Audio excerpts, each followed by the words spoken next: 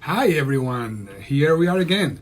Well, today in our conversation in isolation, we have a great engineer, one of the best engineers in the business right now, Bob Horn. Bob is besides being a great mixing engineer, is a bassist, drummer. He's a musician, producer, and has been working with everybody. He's one of the top engineers now in the country and I would say in the world. So let's see and let's talk about it, about music, about life, about anything. And I hope you have your questions for later. Bob, anytime you want. Let me get him in and then we'll go from there. Okay, here's Bob. Let's see. Okay. And you and go. Okay, I should have you there in a second. Hey, Bob. Yo, how's it What's going? up, man? What's going on? Not much. How are you doing? Pretty good, pretty good. You have a beard now. Yeah. Yep. So you are in the studio. Yeah. Uh-huh. Yep. Okay. Now, well, let's talk, man. Let's, like I said to you, this is just for fun. We are Yeah, doing this for, just to. A lot of people ask me just to do something like this, just to have, just to talk, and especially in this time where everybody is isolated or yeah. going through really tough times. So let's talk, man. How are you doing? How are things going in LA? Uh, Everything's going good, man. I never stopped working once the COVID stuff happened. I pretty much just drive to the studio and I'm by myself. Isolated in this building, and even my studio partner who has the other control room, he just started coming back now. He was gone for like 3 months. So Okay. I was, yeah, I just back and forth to studio every day and never went anywhere else. And I've been pretty well isolated, and I've been using a lot of streaming apps for clients. So they it actually been working out well. Like I'll do a mix and then send them my master fader output from my DAW, my Pro Tools, and Ah, we'll tweak the mix. They'll be texting me changes while they listen in their own comfort of their own home. So actually, it's actually been working out pretty good. well, let's talk about it in a second. One thing that of course it changed for everybody is the way we are doing things now. For me, in the school, the program, so it was interesting to just finish the semester, how to finish it. It Yeah. was like how do we talk about, well, my class, one of my classes went from recording and mixing to only mixing. Oh, okay. There was no way to do the recording part of it Yeah. in the studio. So I said, okay, we'll talk about mixing. I mean, it was pretty cool actually. We went and you know gave a lot of stuff. You gave a clinic to them, and that was pretty cool too. So I Yeah. appreciate it actually. Yeah. I had a The, lot of fun. the students actually enjoyed it a lot, for sure. So for you now, what about clients? Have you been getting the same people? You always get the same amount of people, I'd say? I've actually been busier than ever, but it's repeat clients and new clients all over the world.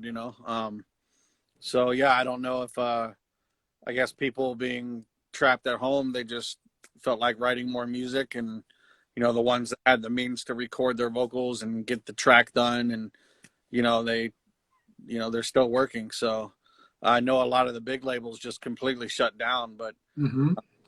I worked on a lot of people that they either have their own labels, or they're looking for a label gig and they're trying to get their or label situation, trying to get their music together and they want a professional mix. So still lots and lots of clients, still a lot of people making music. It seems like more than ever, but it's interesting. I've had friends that they're either super busy like me or the opposite, like they're not busy Mm-hmm. at all.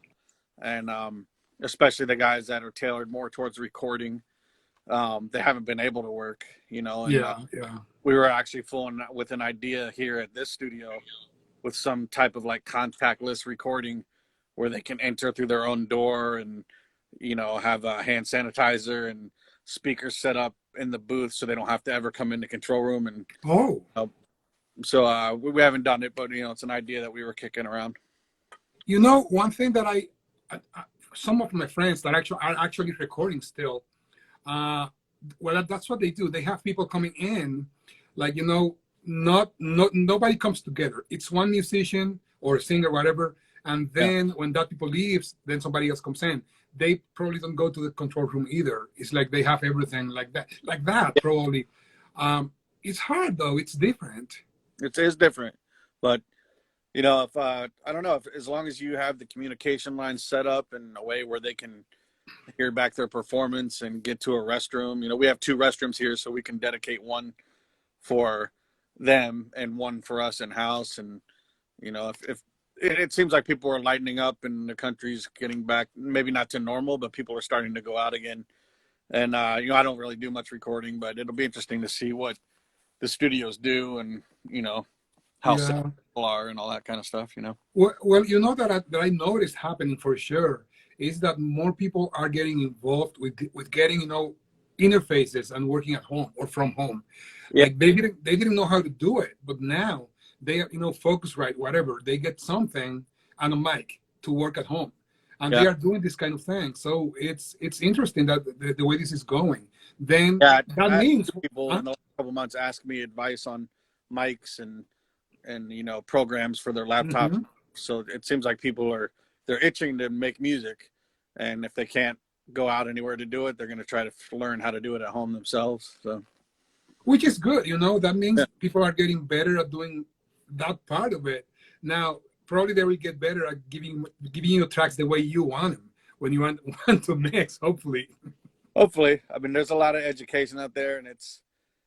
I mean, you can definitely mess up a vocal recording, but you know, now it's getting to the point where we even have USB mics that sound really good, Yeah, and there's just one control for the preamp, and that's it. that's So it. Yeah. getting more user friendly with a less of a learning curve. You know.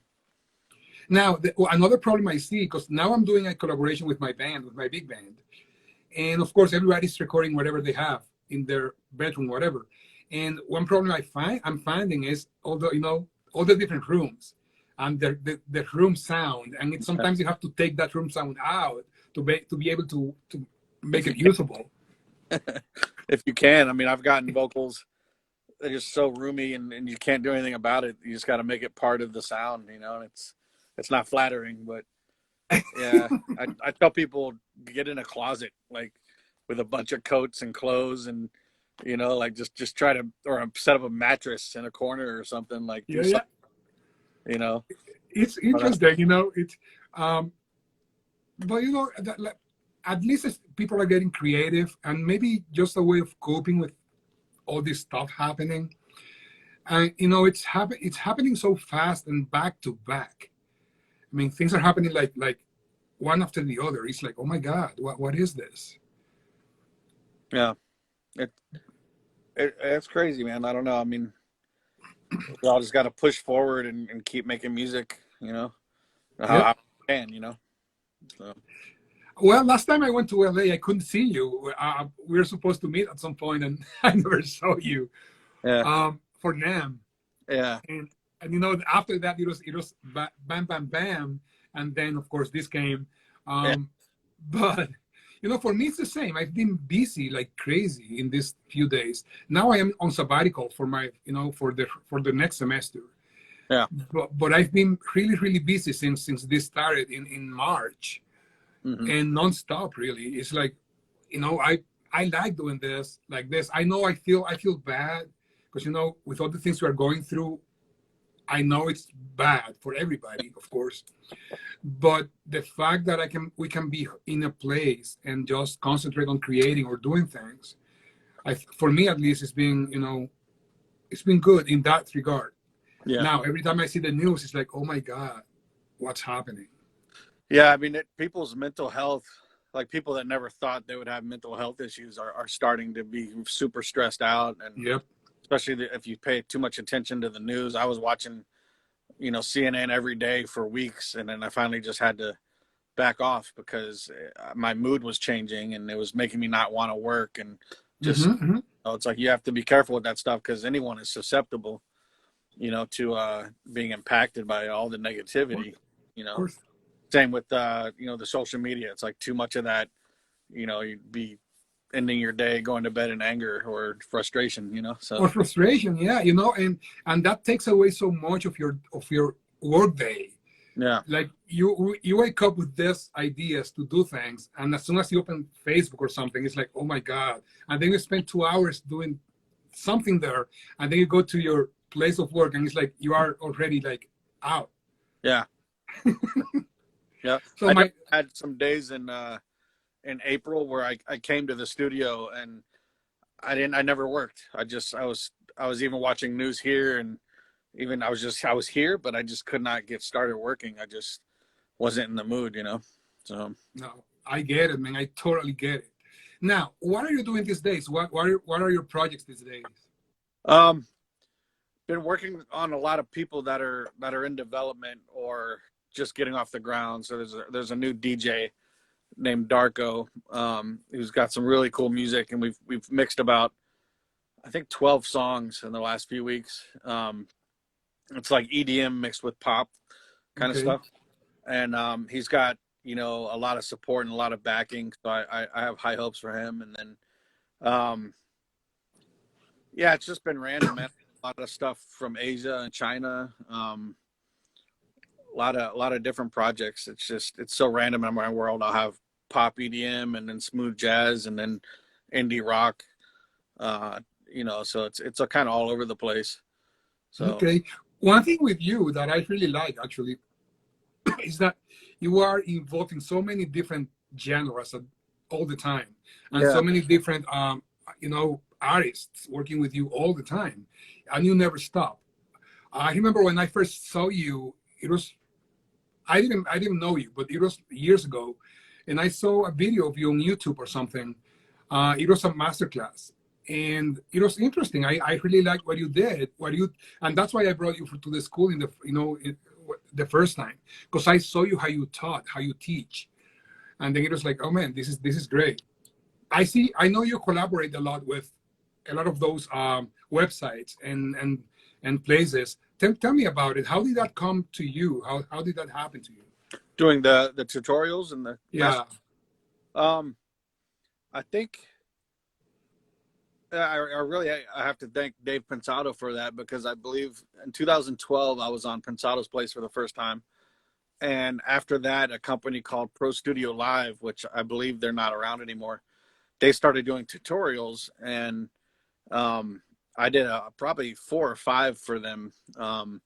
I think a couple were tracking, and then a bunch of them were mixing, and they would come up here and set up their cameras. They were from San Diego, and Hmm. I just got a lot of exposure from that, and then that kind of snowballed into working with other companies, and I met Warren Hewart, who has produced Like a Pro and Pro Mix Academy, and tutorials for him. And then I was in Pensato's place another couple times, and then Dave actually moved into my studio, and we started collaborating in other ways. And so just kind of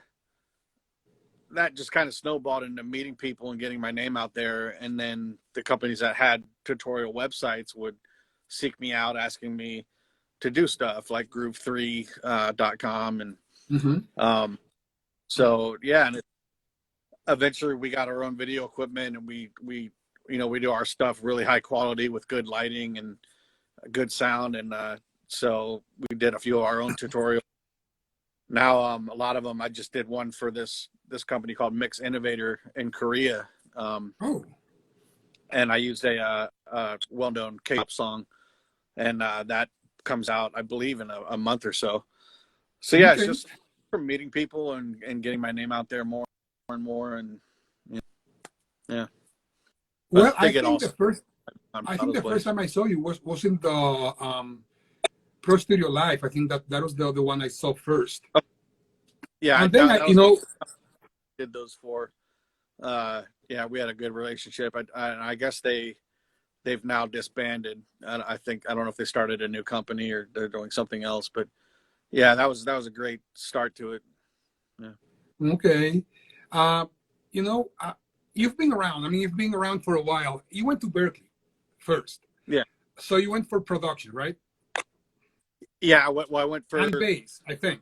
guitar and yeah, music production. The first year at Berkeley, they don't let you start your major. You have to focus on music, and everybody kind of does the same classes. And then the third semester, you get to pick your major and decide what you want to do. So, but I kind of squeezed 5 years into 4 years, and I did a bunch of base courses even after I moved into the engineering, just by testing out of classes and stuff. Okay. And then tell me how did you go from school to your professional career as a mixing engineer and everything else you do?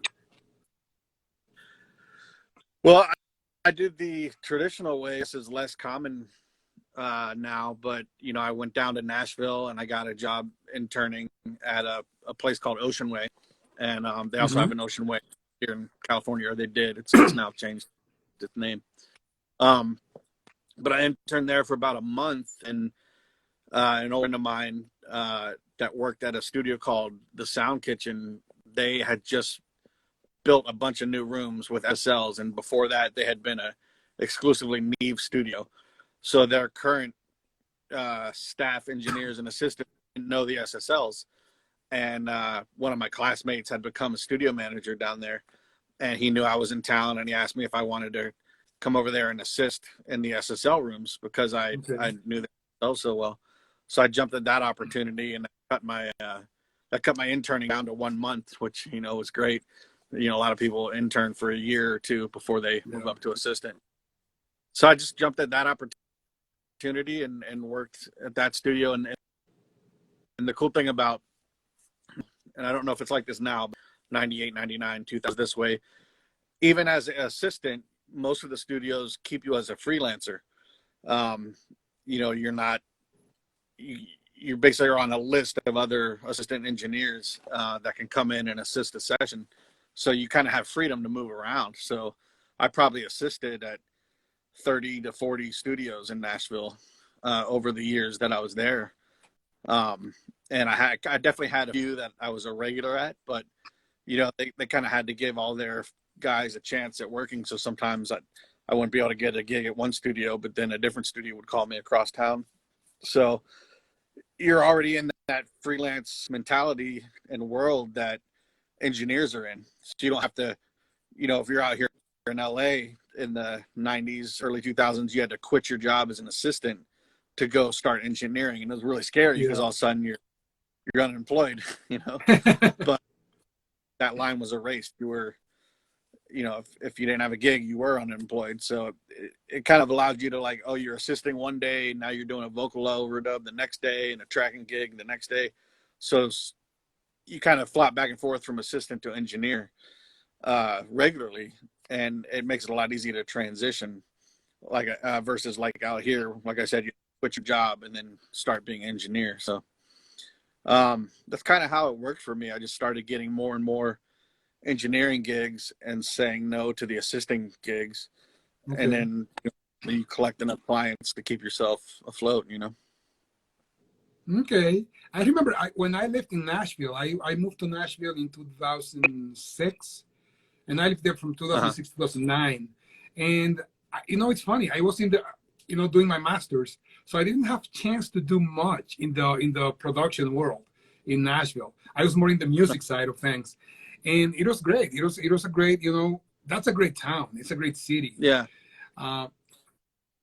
For music. Yeah. I've heard it's changed a lot since the early 2000s, but yeah, it was great, man. Every studio, there's tons of studios, Music Row, they called it, you know, just studio after studio, record label. I just think yeah, last time I went there, it was about 2 years ago, maybe. And I went to play a concert in Vanderbilt with my band, with their band, with their band and my music. And the next day, Jeff Coffin took me to Blackbird. It was my first time, my only time going to Blackbird. And that's a pretty amazing place. Have you been there? Yeah, sure. I've never actually, it wasn't there when I was there, man. It's there, like mind-blowing, you know? Yeah. The studios themselves, but also the amount of stuff they have to rent and to, it's pretty cool. It's a pretty cool place. Yeah. So, Bob, then Crazy. You, Out here, it's yeah. funny. Like, No, go ahead. I'm sorry. oh no, I was just gonna say the difference between Nashville and out here. Nashville, all this was had signs outside and with the address, and you knew it was a studio, and you saw the name, and you can just walk right into the reception. Out here, everything's just a number on a building with a gate, and you don't know it's a studio, and you got to buzz to, for them to ask you who you are. Everything's kind of hidden. So Yeah, tell what me, were you? there's people saying hi. Ah. So then you went to LA. Later after that was right after Nashville. Yeah, I went to Nashville after Berkeley for 3 years or 2.5 years, and then I went to actually North Carolina for a year, and I worked with just a bunch of clients there at a studio and was just saving up money. And then I worked with James Brown for a couple sessions, and that was a lot of fun. And then came out here actually on 9/11, 2001. That's when I got on the road. But yeah, I moved out here in 2001 September, and then just tried to rely on friends that already lived out here to meet people. And I had kind of one, I don't know if I would call it a gig. I was just hanging out at a studio with a guy who would put me to work every once in a while and give me a couple of dollars when he could. Eventually I met people through him, and then finally I met this producer named Ron Feemster. Funny enough, I met him back in North Carolina when I was home for Christmas, but lived down the street from each other out here in LA. And we worked together for about a week in North Carolina, and decided that we would, form a team. And we came back out here, and we went to Guitar Center for about 12 hours one day and bought a ton of gear to outfit a studio, and started like this 5-year long partnership, me engineering, him producing. Did a lot of work, and that's probably what grew my career the most, was just that 5 years of just concentrated mixing and recording. We probably did 1,500 instrumentals and probably 400 songs in that time. So got a lot of my practice and experimentation done in that time. So when that was over, I just, at that point, it was just about meeting more and more clients all the time. Mm-hmm. It's funny how that works. For me, it was in Dominican Republic. I mean, there I worked what it was at the time the most important studio in the country, pretty much. Actually, my colleague and also engineer there, it's in the chat now, and Okay. we worked. It was four engineers. I mean, it was evolving like from 9 a.m. to 2 a.m. or 3 a.m. every day. Oh, wow. And I learned a lot. Like you said, it was working nonstop, pretty much. Like, every day I Yeah. had something to do in the studio, but it was a job. It was a steady job until I decided to build my own studio, and that's when things change, because you have to find your gigs at that point. So then you went. When did you do EchoBar then? That's your studio now, EchoBar. Yeah. So after I worked with that producer for 5 years, then I had about 3 years where I leased a studio in Burbank, California. And, I had an SSL and a bunch of gear. We were trying to do like the building was a record label, an indie record label that had some good backing.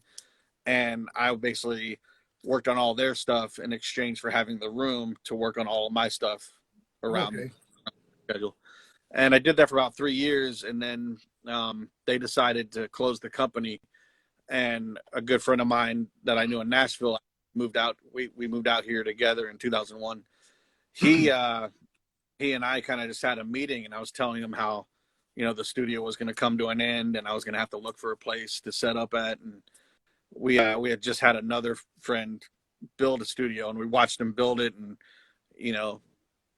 I can't say that saw how easy it was for him, but it wasn't that crazy mystery of, it must have cost $1 million and a big team of people. This guy did it on his own for relatively cheap. So we kind of took a cue from him and decided to do it ourselves. So my partner Eric Reichers, he and I started going around town looking at buildings to lease and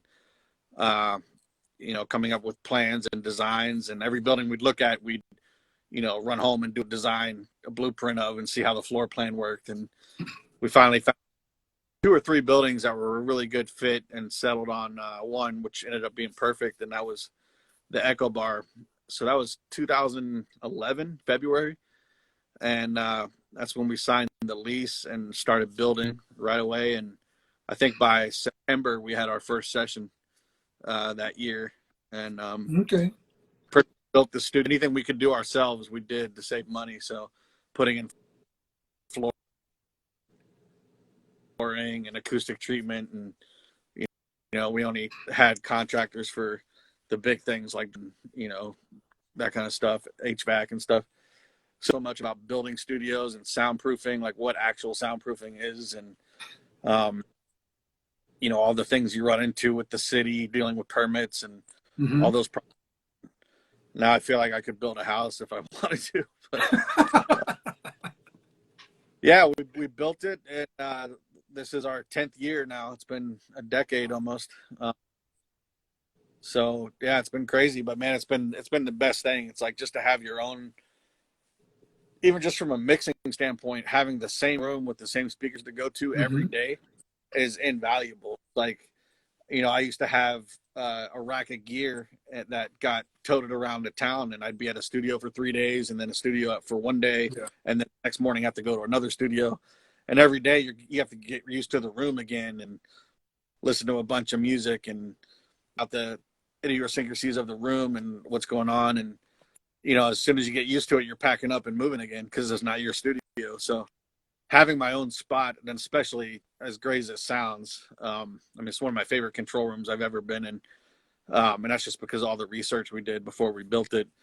Because I can't imagine working anywhere else, So it's been great. And, just the flexibility to have my own hours. We used to have to start a mix at 11 or noon and be done, by 10 or 11. Otherwise the client would have to pay overtime. So we were always on the clock. And that's not a musical thing to be on the clock trying to make music, No, definitely not. Just having the freedom of mixing a song, taking a dinner break, and then if I'm tired, I'll come back the next morning and finish it. It's just that freedom. All that just goes into the music and makes it better, Yeah, definitely. So now you do have a recording room, and then your mixing spot, right? Yeah, I have a live room, and so let's flip the camera on. So this is my control room. Let me take you guys, give me a little quick little tour. Nice. I don't know if the place is clean.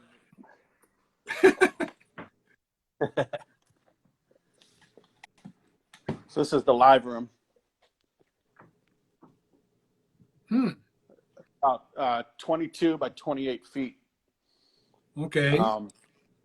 It's so about the size of ours here, right? What's that? It's about the size of our studio here. Yeah, probably similar. We have 2 vocal booths here in the live room, and then we have a vocal booth attached, which is great because you can do like quiet things like acoustic guitar in that booth, but then do loud drums in here, and you have absolutely no bleed, So nice. So and then Eric has his control room over there, and then I'm here in Studio B.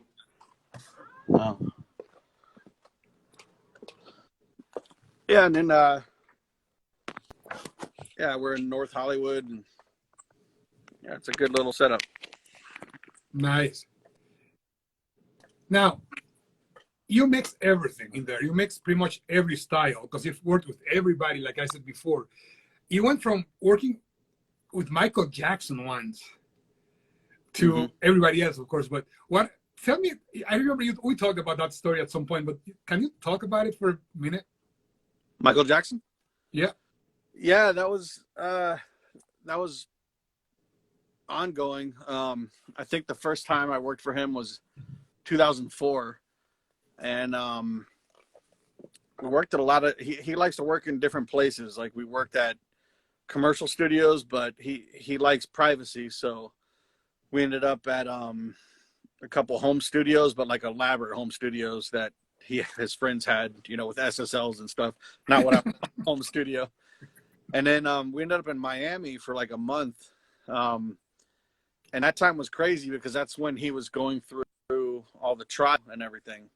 I remember you told me that, yeah. Yeah. And he was doing a lot of funny, crazy things. Like one day he snuck out around his security and went to the mall on his own. He just took one of the, he went to the mall and just started walking through the mall, creating this mob of people.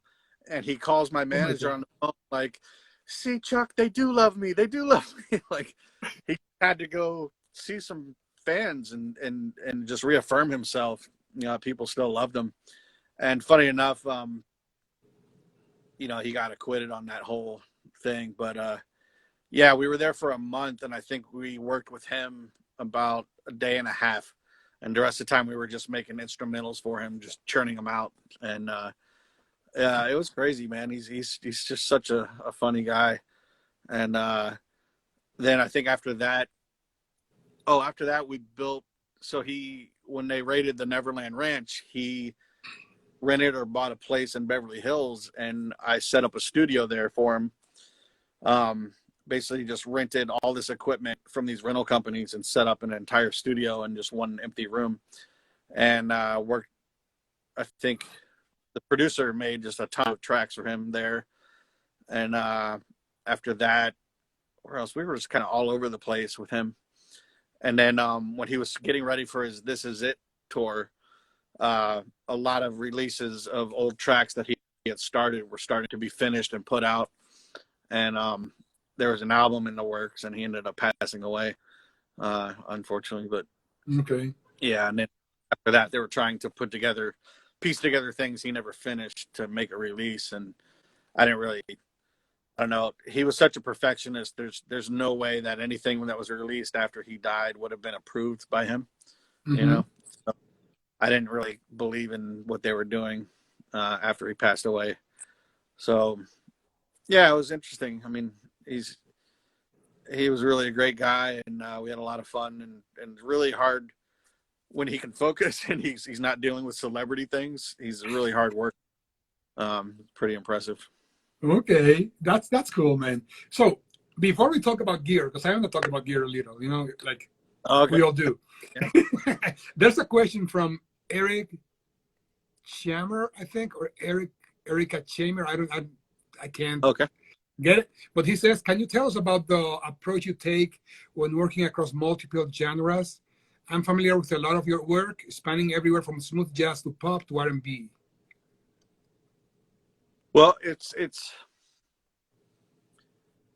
I think you have to, if you're going to work in more than one genre, you have to listen to all that type of music as well. You know, I started in Nashville, where I got exposed to a lot of country music, and at Berkeley I got exposed to a lot of jazz and big band, and on my own I was listening to alternative. And then funny enough, I got to Nashville, and while I'm working on all this country in my car, I'm listening to R&B, like, you know, TLC, No Scrubs, and so, you know, those kind of songs back then. And then I got out here, and the first thing I did was like Latin pop, you know, and I was like really exposed to new stuff. And once, I think just listening, like spending once a week, I spend at least a half hour listening to the top 50 on Spotify. And that's for all my pop stuff and, you know, urban stuff, hip hop and all that. You just got to listen and learn what people like. And then that becomes your taste. So when you're asked to mix a Latin rock song, and you know what you want, like it doesn't mean rock, it means Latin rock. It's like there's an important element of rhythm in that type of stuff versus just heavy guitars. It's not just about that. So knowing the differences, like smooth jazz, I worked with Brian Culbertson since 2007 on almost every project he's done. And I learned a lot from him, just to the point where now it's easy working for him because I know what he likes, you know. So every new client I work with, I might have my own opinions and my own taste, but I also learn from them, you know, working on their music and what's important to them. And then I can decide in my own mind, is that a genre specific thing that I should always do, or is Mm-hmm. that just a thing that he likes or her? And, you know, you just pick up on it. If I was always isolated, working by myself, and everyone just had to take what I gave them, I would never learn and get better or even develop good taste. You know, it's like, Yeah. I remember mixing an R&B song, 2004, and it got rejected because the low end wasn't right. And one of my peers got the mix and he didn't. It just kind of lit this fire in me to just discover low end and what was important and why was my mix not accepted. And to me, it sounded great. And then I had to find out, like, well, what's wrong with it? And just start listening, comparing my stuff rather than just mix it from what's in my own head. Listen to other people, listen to other mixes, listen to the comments the producers giving me, and really, I don't know, just really get into every genre that I'm given to mix and figure out what's important. You know, it can be a lot of research, and you really have to be not arrogant, thinking you know everything. Mm-hmm. You have to be open to, like, well, they're saying that the feel isn't right of the drums. Why is that? Why is my feel, like, I love the way my drums sound on this song. Why is it wrong? And figure that out. And occasionally you'll find out that, you know, it was right. They just have a crappy listening system at home. And other times you'll find out that you just don't get it. So you might listen to a bunch of that genre and just really focus in on why don't you have that feel and teach yourself something, you know. I Yeah. think Yeah. we teach ourselves more than we can learn from people. There's definitely great things we can learn from tutorials and other people, but doing the work over and over again, um, and always being open to criticism, and dissect that criticism, Mm-hmm. that's what makes you more flexible. Well, you know, one thing I tell my students all the time is, in this business, you can't be, you know, you have to have a thick skin to get criticism and not Yeah, feel like it's personal. Criticism is not personal. They are telling you what they feel, and you have to adapt and change whatever you are doing based on that. And sometimes it's good criticism. Sometimes it's, you know, it's valuable. It's like, oh yeah, like the low end thing. It's like, oh yeah, maybe my speakers are not right. Maybe my room is not right. Whatever. yeah, But sometimes, you know, it's like, yeah, I no, I am not listening to that. I'm sorry, because, you know, sometimes it's just whatever. But sometimes you get people that actually know what they're saying, and why they are telling you whatever they say to you. yeah. I can give you a great example. I have a very good friend, um, that has always worked on Latin music, their whole career, and they wanted to have more work here in the States. And uh, what was missing in their mixes every time they mixed American music was the taste of American production and what we like, what the producers like. You know, so I put them with a producer, to work with them every day, be their engineer, and through that they're now learning, you know, what is American music like. Just, I mean, every music, the music they were working on before and the music they're working on now has the same elements: drums, bass, synths, guitars. But here versus there is a Hmm. different feel. So the best thing is just like swimming. If you don't learn if you don't know how to swim, jump in the pool and figure it out, you know. So jump in to the music and start learning it. Same with me. Like when I started getting all this work from Asia, Chinese, and you have to be very careful and de-essing. And if you manipulate too much, you change the meaning of the words. Which here in America, Hmm. if you were DS an English vocal, it's just muffled. It's Nothing's wrong with it. It still means the English words. So uh, learning those kind of things, learning how, in a lot of Latin American music, they like the vocals louder, traditional Yep. American pop music, I should Yep. say. So you just got to take note of all those things when you do these projects, and then next time they come around, you know, you apply those, you know. Same with And you think, producers. I mentally collect what producers like, so the next time I work with them, like, oh, he doesn't like a lot of reverb on his vocals, let me tuck that back, you know. It's like, so, and it molds you as an engineer. Like, I feel like my clients and my producers I've worked for have shaped my taste now, and it's still my mhm. taste. That's what, but I learned it from them, you know. Yeah, yeah, I get it. I totally get it, man. You know, I was lucky to work with one producer for a long time, like I said before. Alan, who is there now, Alan Leshman from Dominican Republic. He's one of the greatest engineers I know too. And we worked as a team for this producer. But this producer was at the time one of the top producers in Latin America. So we learned his style and we went for everything he did every day, day in, day out. So after Yeah, that, of course, that stays with you and you keep just, you know, evolving and doing other things. But what you sure. learned from those years stay with you. Yep. Now, um, one thing that I noticed with your music, with your mixes, is that it doesn't matter what you do, it's still your sound. I mean, Mm-hmm. you are, when I listen to your mixes, it's like, yeah, that's Bob, which is great. I mean, that's a great thing, actually. I think, even with all the changes you have to make to you know, to accommodate the producer, you still sound like you. Yeah, yeah. I mean, I think that's just a natural thing. Like, I guess this is the way I hear things. So even when I learn about a new style or learn about something that's important, I'm still going to tend to lean certain ways. The way I compress stuff, the way I balance things, the way I Mm-hmm. EQ things, it's still going to be my taste. And of course, I have mixes occasionally where the person wasn't really hiring me for my ears. They just wanted a song mixed and they needed somebody that was competent. And Yeah. that's fine. It may not end up sounding a lot like me in the end, but um, every engineer that's been working long enough, they're always going to impart their sound into a project. You know, it's just natural. You know. Yeah, because you have your I mean, there's a craft to this that you learn the craft and then you develop your art after that.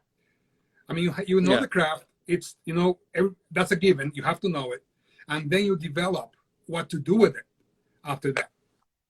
And Yeah. then that's what you mean. I mean, after that, you create whatever you want with EQs and compression. The way you use it, it's personal at that point. Yeah. Yeah. I mean, It's funny. Uh huh. oh, go ahead. No, go ahead. Go ahead. Keep going. Oh, okay. I was gonna say, you know, like engineers, they approach things differently. Like some guys, like I noticed Dave Pensado, he likes to boost most of the time and not cut as much frequencies. Like he doesn't like to carve out holes with EQs. He likes to boost things around, I guess. But Mm-hmm. my thought has always been the opposite. I like to carve out places to put things, and so it's funny how two engineers can, just by approaching their EQ differently, they have a totally different sound just by one boosting and one cutting, and it's like you can end up with the same amount of brightness on a sound if you both EQ that sound. It can sound really similar, but still have a style to them just because of Yeah. your approach. Mm-hmm. It's cool, man. I mean, you know, but like I said, I mean, you have your sound, and it's, you can adapt, and that's what this is about, I think, in Yeah. general. Now, I wanted to ask you something I forgot, so I'll go to something else. I learned that mixing Latin music and writing the vocal is very important on the part you in the part you accentuate. It is, and you have to, in a way, you have to understand the language too, because you have to know what the words are saying, so you can accentuate stuff and do stuff like that. Yeah, for sure. And it's I mean, funny capture how, a song is very important. Capture of a song in a mhm. mix is important. You can definitely go the wrong direction with And you the over. mentioned the levels. You mentioned the levels too. It's true. We mix. I mean, in Latin music, in the Latin world, we mix louder, the vocals louder than we do in rock or heavy metal or whatever. And Yeah. I learned that too. It was like when I did some, you know, some of crop mixes, it was like, yeah, this doesn't sound right because it was too loud. It was like, yeah, Yeah. let me tuck it in the music a little more. But yeah, it's true, man. It's part of what we do. You have to one way to learn, I think. I remember I loved listening to music. I used to go to the record store and buy records. Now it's so easy because you can actually just go anywhere and just listen to it. Yeah. If you need to, if that's why I have so many records at home. Because every project I needed to do, I bought like 20 records of that style and learned the style. Yeah. But now you can Yeah. I just mean, go to that I know engineers that they only mix one style of music and that's all they listen to in their cars and for enjoyment. And it's just, that's kind of their life. And yeah. that's totally fine if that's what you want. I mean, maybe that makes them most happy. I find it rewarding and it keeps things fresh. Like just switching gears. It's like if I work on hip hop for 2 weeks and then all of a sudden I'm working on smooth jazz, it's like I don't know. It feels like I'm not doing the same thing every day, and it's just refreshing. So. You know, for me, it's I get bored really quick. That's why I Yeah. do a lot of different things. And working, my job is always being like that. It's being, you know, in the morning I might be doing some Latin stuff. In the afternoon I might be doing some string quartet or jazz thing, Yeah. and then or heavy metal or whatever. And I love doing things like that. It's like, you know, I can't be in one myself. I can't be in one style for too long. I love jazz, you know it. Yeah. But I also love Iron Maiden or whatever. It's like, yeah, why not? You know what else though? Like when I was starting out in this career, I got annoyed when people said, "Oh, you're not a rock mixer," and I'm like, "Man, I'm a guitar player. I can mix rock." So it was almost like a challenge. Like if someone said, you know, "Oh, you're not Latin. You can't mix Latin music." It's like, "Oh, you just wait. I will." It's like let me learn it. I'll figure it out. You know. So it almost became a challenge too. You know. So it's Yeah, like yeah. You know, I'm a my friend Alan, things. Alan says something here. Actually, he's one of the top engineers, mixing engineers in the Latin world right now. He's a 14 Grammy winner or something like that. Spanish Nice. have a lot of words with hard consonants. Some words that mean the opposite in some countries. So vocal have to be very legible. Yeah. Yeah. That is true. That is very true. So, Mm. Bob, tell me about what you have in the studio. What equipment what do you like these days? What are your, you know, go-to plugins or go-to gear are this today, like this week? I'd say my go-to plugins are Metric Halo Channel Strip, Mm-hmm. Fab Filter Pro Q3, which a lot of people, that's a really popular right now. Yep. Some of the Acoustica plugins I really like. That's crazy. Incredible. Like their GML EQ, they call it the Green 3. Mm-hmm. That thing's awesome. Their pull decks are awesome. And they have a lot of Yep. great stuff.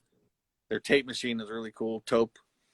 Golf Foss is a great, it's like an automatic cue. It searches for resonances and phase problems and it fixes those. That plugin is incredible. The new Isotope, or it's not new now, but the Isotope 9 Ozone 9, that has a lot of great things in it, like EQ match and master rebalance. Yeah. I had a label executive a couple nights ago ask me to do a quick mix on some vocals over a 2-track, just for him to take a meeting, and then if they place the song, he'll bring back the actual mix with the stems and all that stuff. And the 2-track, the 808 was way too loud for it to sound personal, you know, and it probably felt really good. It actually sounds fun in here when I crank it up, but Ozone has this plugin called Master Rebalance, and you can literally adjust the volume of the drums or the bass or vocals. And I literally just set it on drums and lowered it 2 dB, and it sounded like I mixed it almost, like it corrected it. And it worked so well. So they're really on the cutting edge of stuff right now. Isotope. Let's see what else. There's a lot of great plugins, man. Like I use hardware wise, I use my Bricasti reverb, and Mm-hmm. I've got the new 1176 from Black Lion Audio that's modeled after one of Chris Ward Alge's, and it has a mix knob, so that's a great thing. 11 to 76 Okay. with a mix. So I That's bought cool. that, but other than that, I'm pretty much in the box plugins.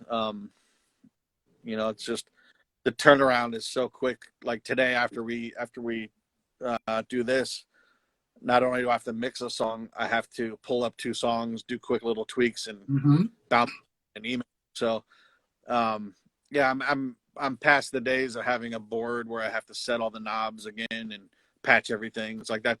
They used to take me an hour and a half to pull up a song with all the patching and setting of all the outboard gear. So now if I'm going to use a piece of outboard gear, I'll commit it onto a new track. I'll just record it and save the Okay. original dry signal and, uh, just commit it, because at the point I'm at, they don't ask about compression and stuff like that. They don't tell me like, oh, can you change the attack on the vocal compressor? Like they're not that deep. They're just like, hey, the vocal quiet, or the vocal's too loud, on Mm-hmm. this one part, or turn the snare down. It's simple stuff like that. So if I've already committed a piece of outboard gear, it doesn't matter because it's not going to get changed. It'll just be like Yeah. an overall thing. So It, it just helps me open sessions, make my change, and move on. So it's all about speed. you know yeah. It's funny how a lot of the people now, they don't know what you mentioned, like going back to zeroing the console and putting oh yeah. everything, doing that and bringing the mix back to the to square one took up an hour Yeah. and a half to do with outboard gear and everything. A lot of people don't know that now. It's like they open Pro Tools or DP or Logic, whatever, and it's there. It's And it's not like that. Yeah, I mean, yeah, if the younger people can just imagine having a mixing board, hundreds of knobs, and takes a snapshot of where those knobs were, and then you have a line on the screen when you're trying to put it all back. You have a line where the knob used to be, and then you have where it's not.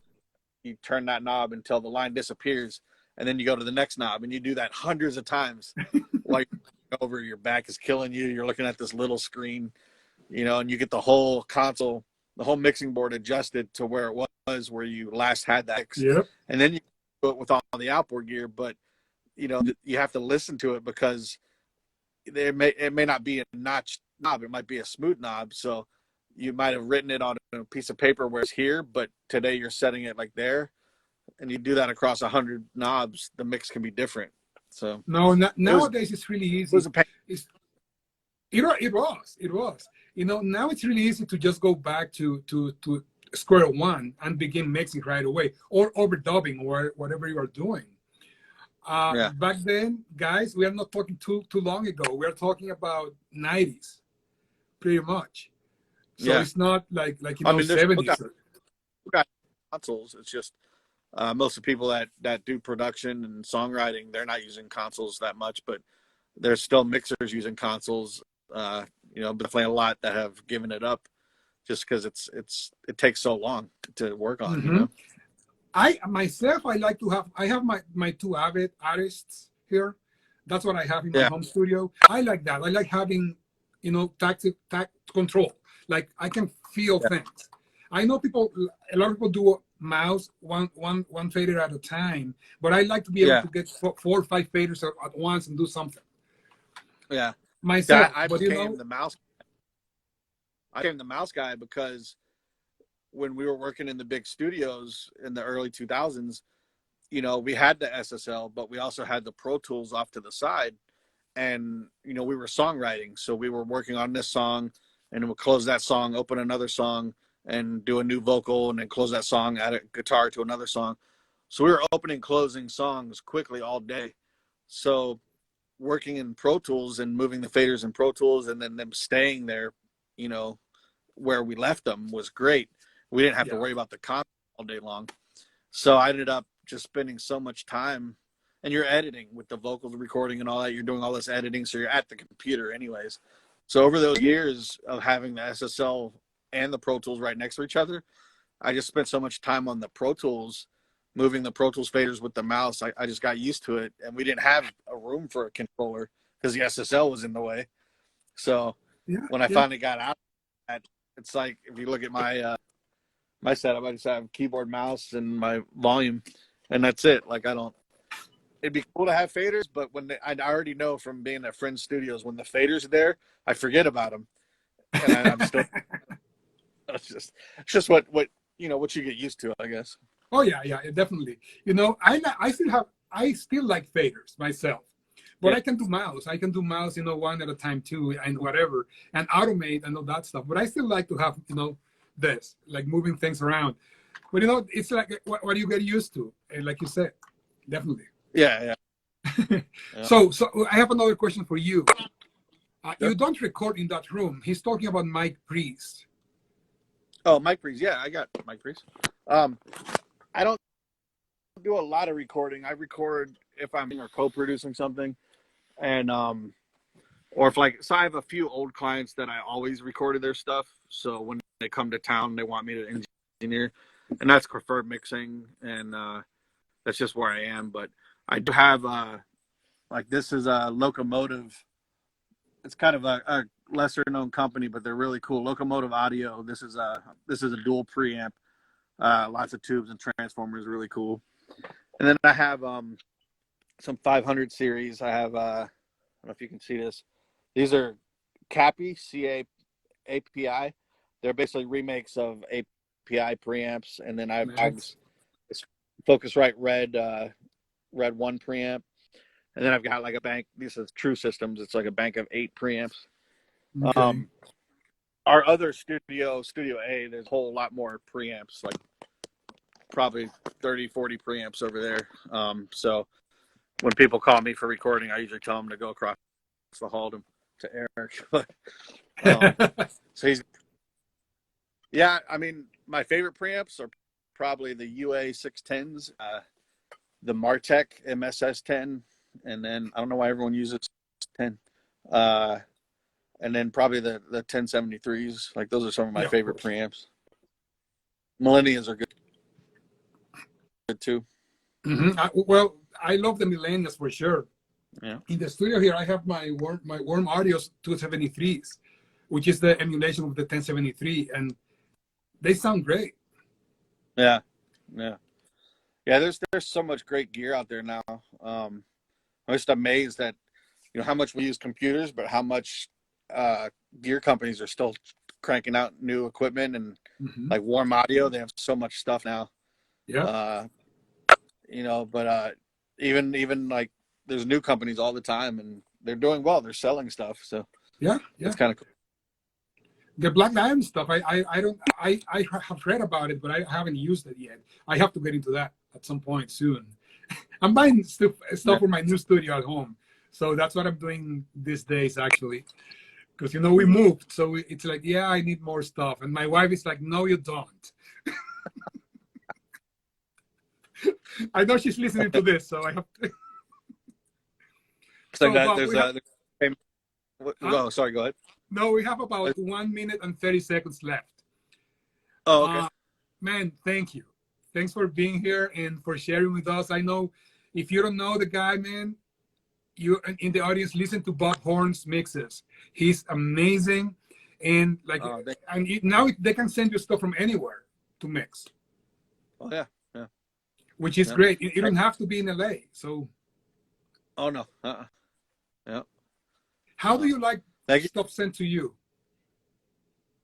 What's that? How do you like stuff sent to you? The like stamps and stuff. Oh, I just tell people, keep the vocals dry, and anything else that you think is important, go ahead and leave the plugins.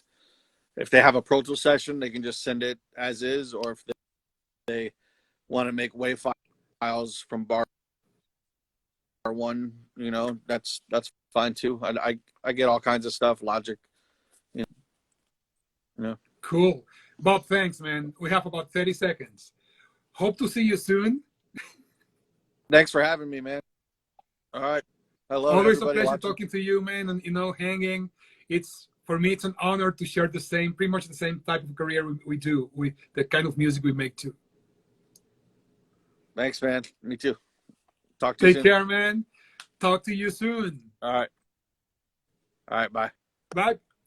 Well, guys, thank you. We have about 7 seconds. Thank you for being here again, and